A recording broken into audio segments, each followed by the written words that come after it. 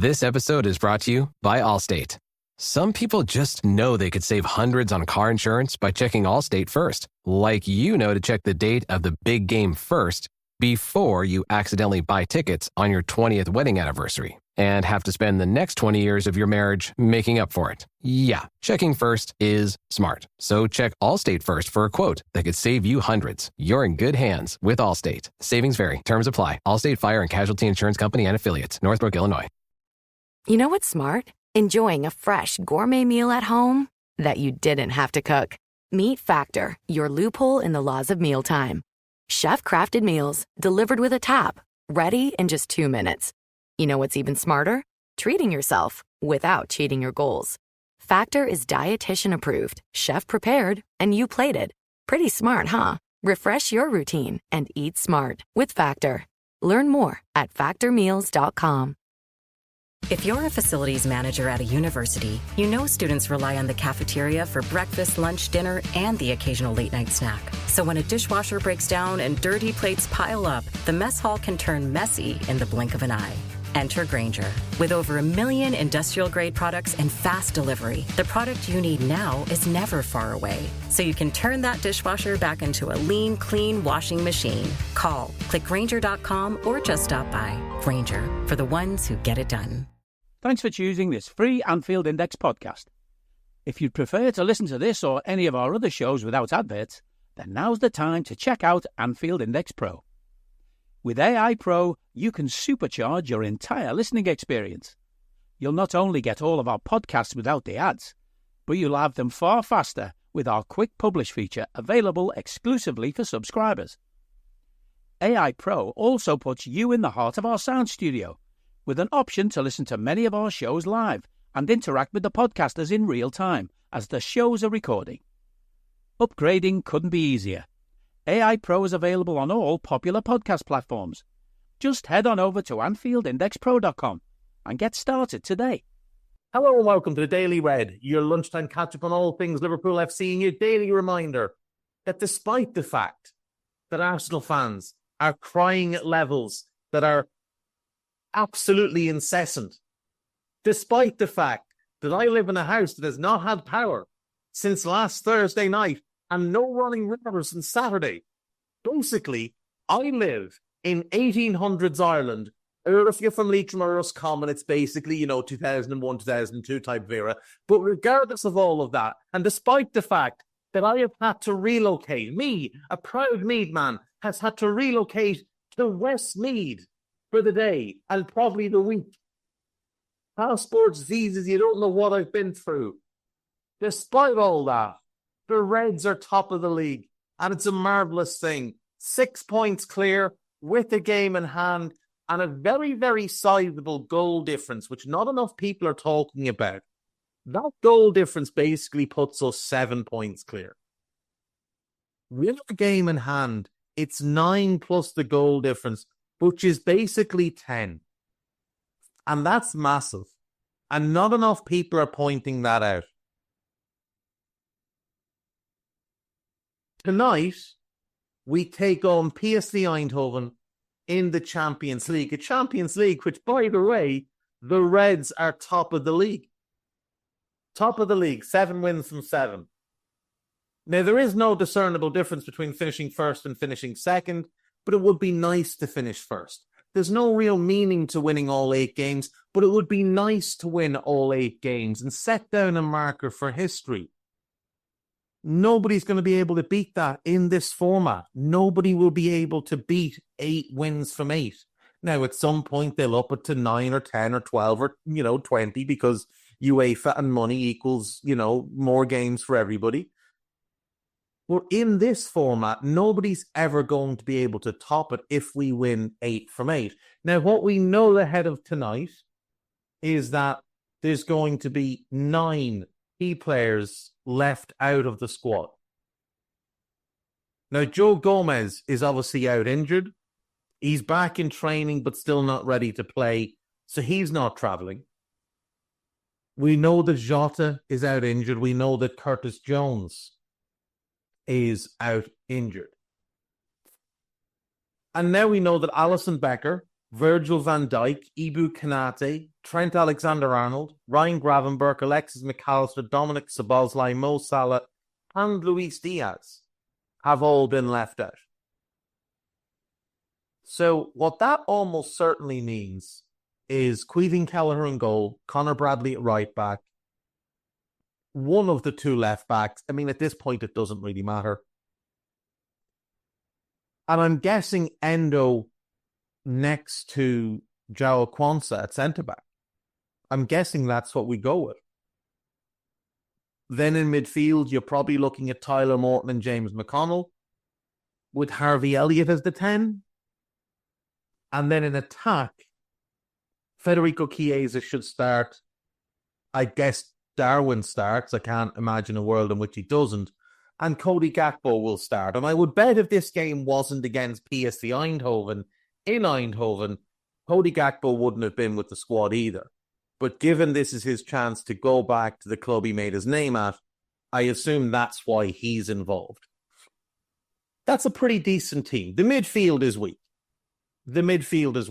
The centre-backs are less than ideal. Now, there's a possibility that Amara Nallo could start at centre-back, but a Nallo Quansah centre-back is very young and very inexperienced. I would guess it's going to be Endo and Quansah, which is fine. It's fine. There is a gaggle of academy players, though, who have been given the opportunity to travel. Now, obviously, we know that Rio Gamoa cannot be part of this because he wasn't registered in time.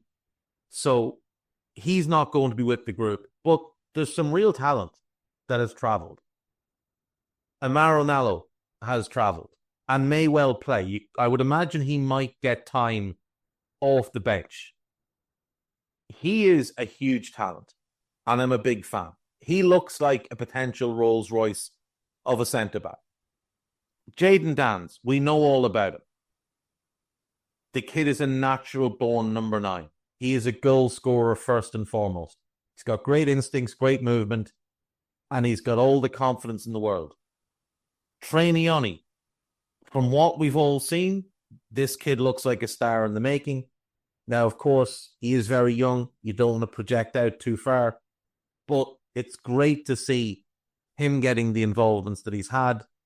Most notably, obviously, started the Southampton game. I think he'll play this one. I can see him playing against Plymouth. I think Trey is one that the club are certainly hugely keen to bring along at the right pace and develop the right way. And he's one that has a big chance of making it. James McConnell, we've seen a decent amount of him in the first team picture. He goes about his business in a lovely way, doesn't he? There's nothing flash about him, but he's a grafter, he's clever, he's tough, and he's got a bit of skill to him. He can ping a pass. He's a scruffy dribbler, but he has an ability to evade people and get himself into space where he can then, look for that forward momentum and forward passing. Isaac Mabea, he's one that kind of flirted around the first team for a little while and then disappeared. He has been out injured, but he's back now, and it'll be interesting to see him. He's got talent, no question. Kieran Morrison's very fun. Very, very fun. He's someone that the academy people that you speak to are very high on. His ball striking ability is sensational. He's so consistent with how he strikes the ball, and he generates great power. He's a little bit on the light side. You'd like to see him bulk up a little bit, but he's only 18, so that's got time to come. James Norris, the left back, my guess is James Norris is gone in the summer and moves on and has a career in the lower leagues. Trent Kone-Doherty, another really exciting one. He's also like his Northern Ireland, fellow Northern Ireland born youngster Kieran Morrison.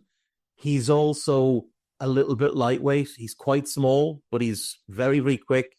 He's got a great change of direction.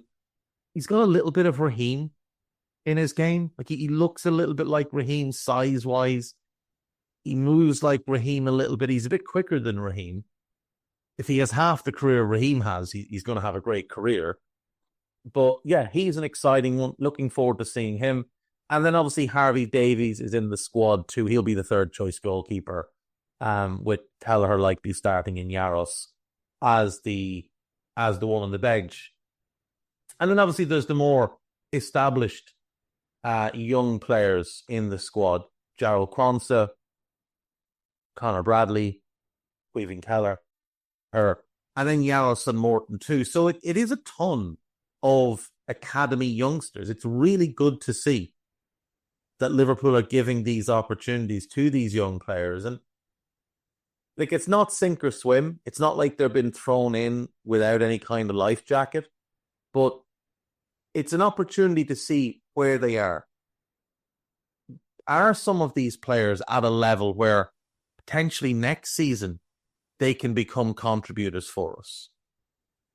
Or would it make more sense for them to be sent on loan next season? Even through the back half of the season. Like if Jayden Danns got, I don't know, half an hour tonight and scored twice, would that make the club rethink the possibility of sending him out on loan for the remainder of the season? If James McConnell in midfield puts in a man of the match display, would the club look at it and think, okay, well, you know, we are a body short in midfield without question, and maybe this kid can do the job for us for the remainder of the season rather than been sent out on loan? You know, we all look at the centre-back situation and think, be nice to have one more, given Ibu's injury prone and Joe Gomez is injury prone. Well, maybe Amaro Nallo is ready, not to play regularly, but, you know, as an option off the bench to see out games and playing games like this and a game like the Plymouth game. Or if we were coming up against certain Premier League teams, maybe he could do your job next to Virgil. It's worth finding out. Absolutely worth finding out. What else is going on? I've been very much out of the loop the last couple of days. I've had limited access to the internet as I've had limited access to my phone. The 4G where I live decided to go away for a couple of days. And why wouldn't it? I mean, there's no electricity, there's no running water. What's the 4G going to be doing in that kind of neighborhood? So it disappeared, probably assuming that, you know, nobody had phones. My theory, and this is my working theory here, is that, like, if you're not from Ireland, you won't know this, but where I live in Cavan is notorious for people being cheap. Okay, there's the story about how on Christmas morning, Cavan people load their kids into the car and bring them to see Santi's grave to explain why there's no presents in the house at all of a Christmas morning. And my theory is that Cavan people have actually petitioned the ESB, which is the Electricity Supply Board here in Ireland, and they've told them to leave the electricity off as long as possible so they can make savings on the bill. Like, they genuinely would rather sit in the dark and the cold than pay their ESB bill. I'm not overly convinced that they're not also behind the water being turned off. You know, they'd rather do the business out in the bucket and just lob it over into the neighbour's field than you know, pay for running water and such.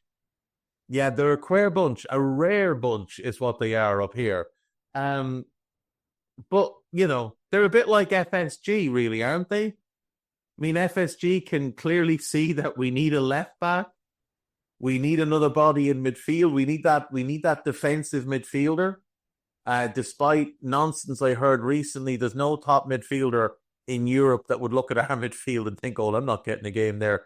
They'd all look at it and think, I'm definitely getting a game there in that defensive midfield role. FSG just don't want to spend any money. You know, it's what it comes down to. They just don't want to spend any money because they're miserable fuckers. You know, that's what they are. They're miserable fuckers. So, you know, we need these academy lads to come along and it all helps. What else do we have? X 15 million Liverpool man signs for 7th tier club at just 29. So this is Jordan Ibe. Now, the headline on that I don't like because it makes it out that we paid 15 million for him when obviously we did not. We sold him for 15 million. At Kroger, an annual Boost membership just got even better. Now you can choose from Disney Plus with ads, Hulu with ads, or ESPN Plus on us when you sign up. Plus, enjoy unlimited free delivery, double fuel points, exclusive offers, and free items. Sign up for a Boost membership today. It's an easier way to save, including new streaming options to relax with while we deliver your groceries. Kroger, fresh for everyone. Restrictions apply. See site for details. He assigned for Hungerford Town. I have no idea who they are or where they're located in the south of England. They play in the Southern Premier Division South, which is the 7th tier of English football. I really want to see Jordan Ibe just, get back to playing. And playing regularly and enjoying his football. That's what I really want to see. So obviously we sold him to Bournemouth and it didn't go well. Then he went to, I want to say Derby, and it didn't go well. He went to Turkey. It didn't really go well. Then he signed for Ebbsfleet United, who play in the National League, and he played just 6 minutes and was released. And then he was playing for Hayes and Yeating. And again, I have no idea who they are, but they play in the 9th tier of English football. And he was playing, semi-regularly, apparently, up until November. What I know about Jordan Ibe is this. That lad has had a very, very difficult time with his mental health over the years. And the pressure that was put on him when he went to Bournemouth for a price that was well above what he was worth, but had nothing to do with him as an individual. He didn't set the price.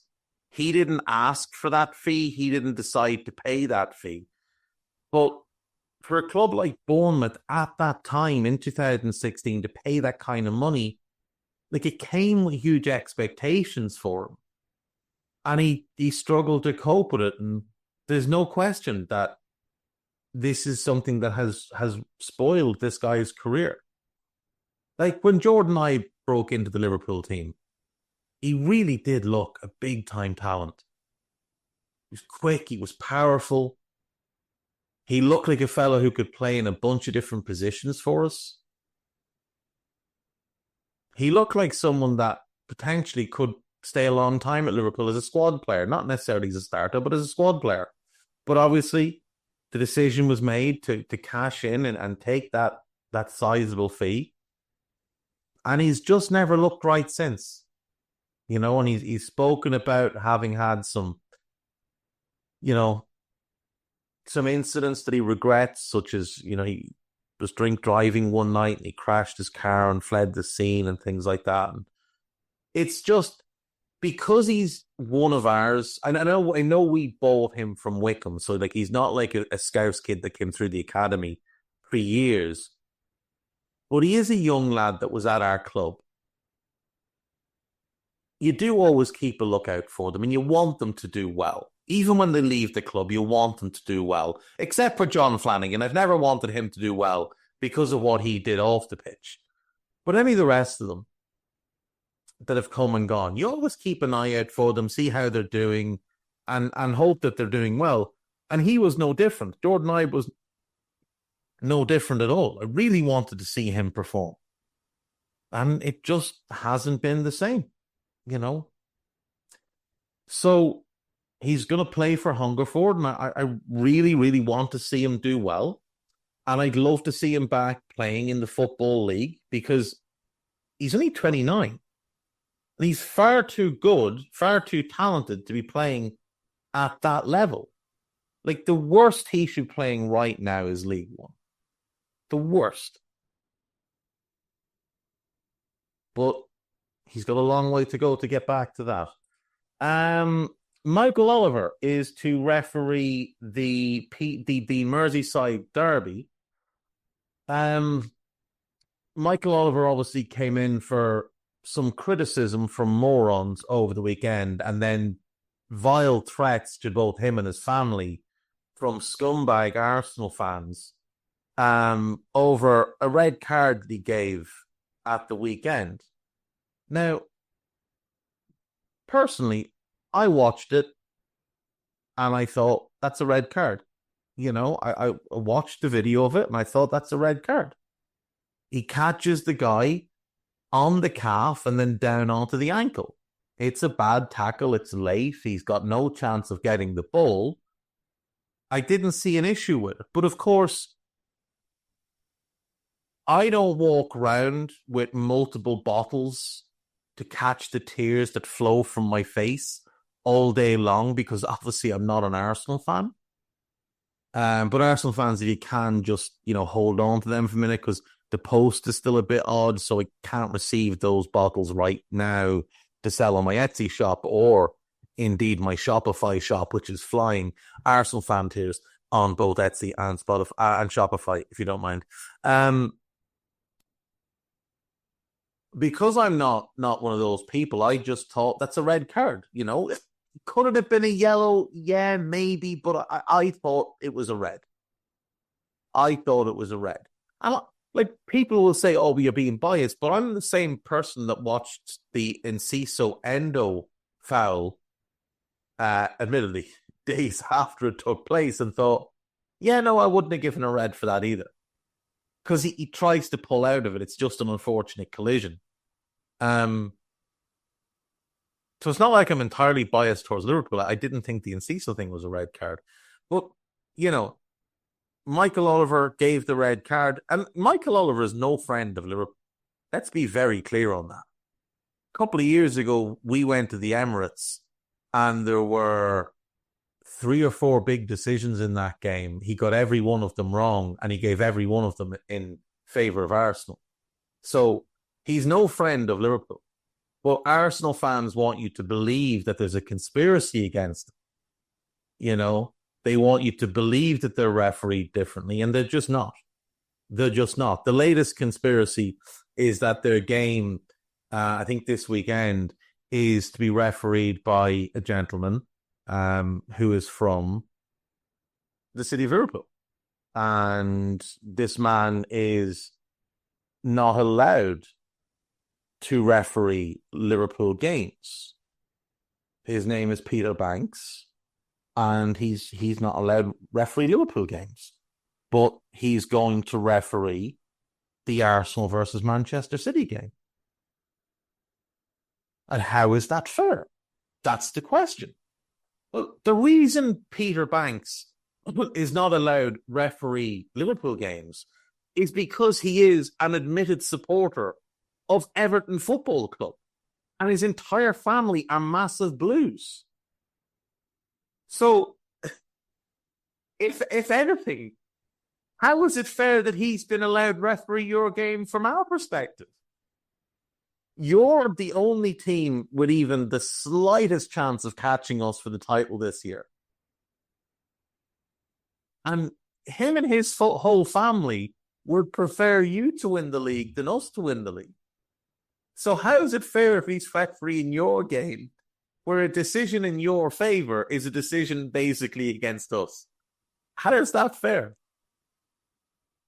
What a strange bunch. But anyway, Michael Oliver is going to referee the Liverpool-Everton game. And if he hears anything about it, if Michael Oliver has any sense of human decency about him, after what those Arsenal fans said about him, after the threats they issued against him and his family, he will basically wear a Liverpool shirt under his referee's uniform and give us every single decision.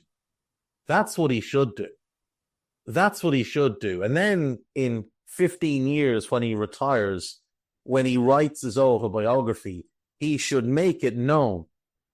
He should drop it then as two big fingers up to Arsenal and their fans. Arsenal are a terrible set of lads. They're just a terrible set of lads. Comps glorifying a fella out on bail for heinous things who's been allowed to play for their club non-stop, barring injuries, for 2.5 years while on bail. What a dreadful set of lads. A club supported by Piers Morgan. Piers Morgan. Awful, awful individuals. What else do we have here? There is a predicted 11. Okay, let's have a look. So there's a couple of them actually. Kelleher, Bradley, Kwanzaa, Nalo, Simicus, Elliott, Endo, Morton, Chiesa, Darwin. I think the front three we can basically set in stone, and the goalkeeper we can set in stone. And then we know Bradley and Kwanzaa will start.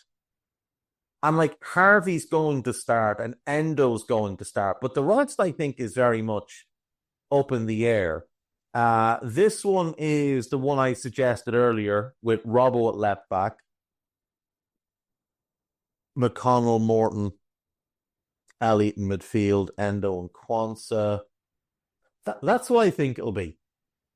Like, it wouldn't surprise me if Endo plays 45 in defence and 45 in midfield, or 60 in defence and 30 in midfield. It wouldn't surprise me at all.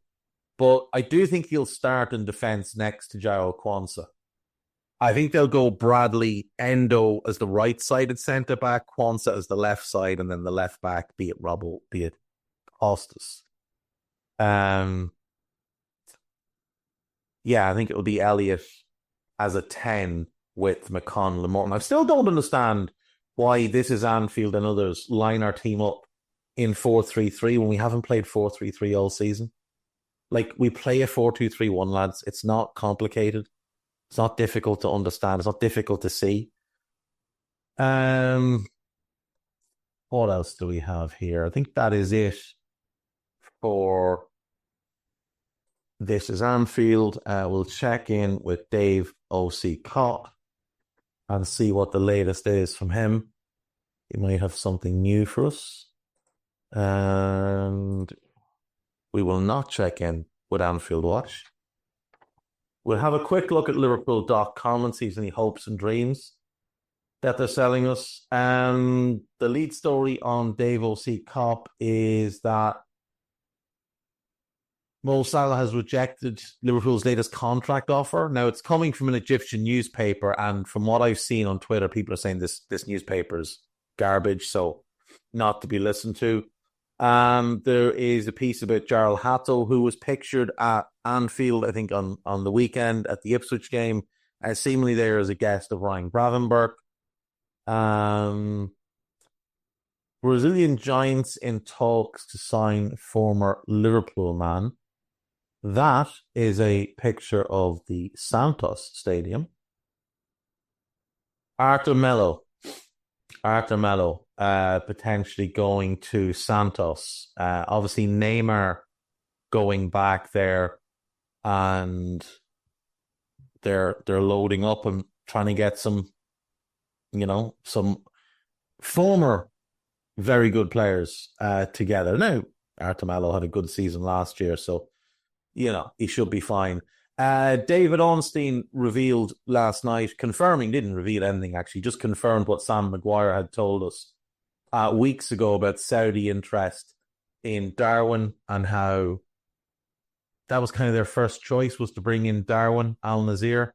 We turned it down, and instead they're going to sign either Victor Boniface or John Duran. My guess is they take Boniface because you think he's about 30 million cheaper. Liverpool.com, 5 players that could make the debut versus PSV. Predicted 11. There's a couple of pieces on Arne. Liverpool transfer news as Mo Salah exit plan takes next step amid Ryan Cherky twist. There's no twist with Ryan Cherky. We're just not going to sign the fella. There was a piece about Jordan Ibe. Liverpool player could be out the rest of the season after suffering cruel injury blow. Let's have a look at that. There's a piece about Kareem Adeyemi because some third-rate reporter has mentioned us with him. Talented player, but let's be honest, he's been a very large disappointment for Dortmund since going there, other than that Champions League final run. Liverpool have seen one of its young players succumb to a potential season-ending injury. Callum Scanlon. Oh.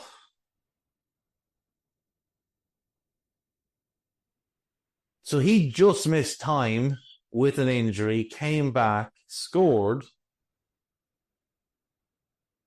and now it looks like he's out with a grade 3 hamstring, which potentially season ending, in all likelihood, if he's back, it'll be May.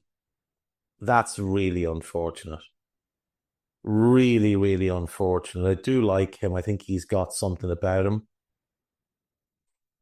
Well, it's a shame. That is a shame.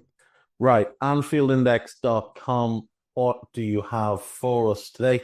There's actually a very interesting piece up on the website. Zach Louie did an interview with Alexis McAllister's father, and it is up now on the Anfield Index website, an interview with Carlos.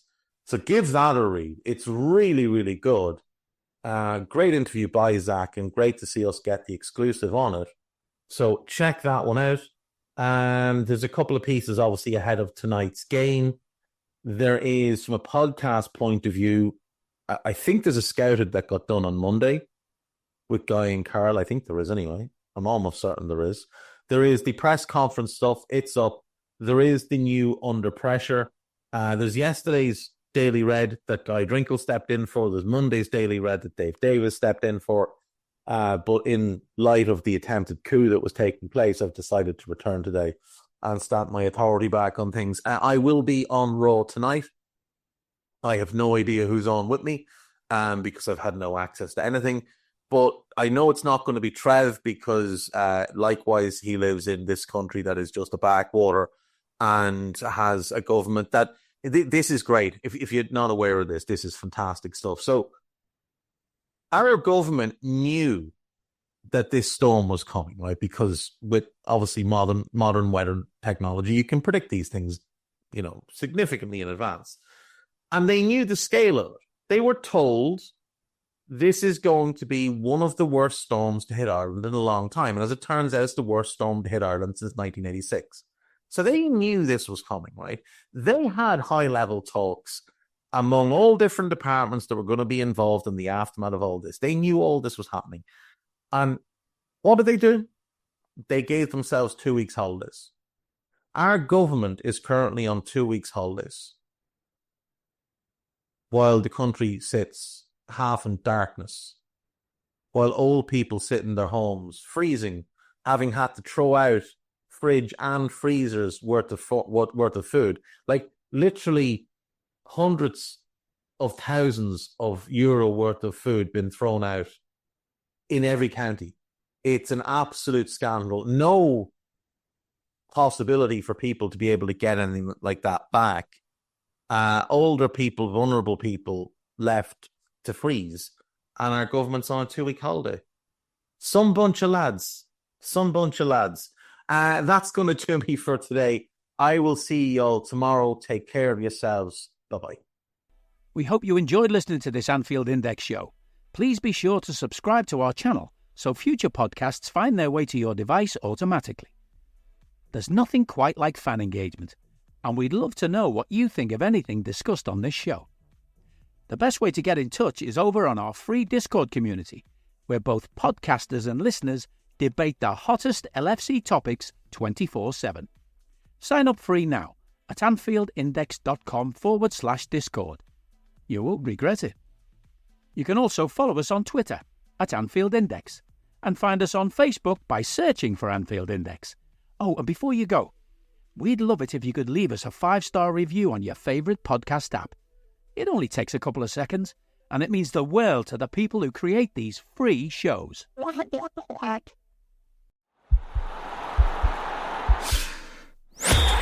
podcast is part of the Sports Social Podcast Network.